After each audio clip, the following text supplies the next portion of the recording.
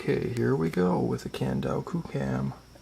This thing traveled the world to be on my desk at this moment.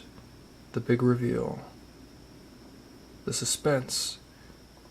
Oh, the suspense as it just slowly falls out. That was almost like a drum roll if you heard that. I don't know if you could hear the box sliding like that. But that was very nice. So this thing, 3D VR 180, 2D VR 360, 4K video, refocus, time-lapse, live streaming, 120 frames per second slow motion, and video stabilizing. Hello to the future of imaging. Hello to the QooCam.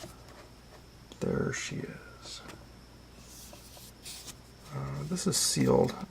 The instructions are under here, but there's like a little seal there, so I'll pull those out in a moment. Yeah, actually, I'm going to do this with two hands, so I'm going to stop the video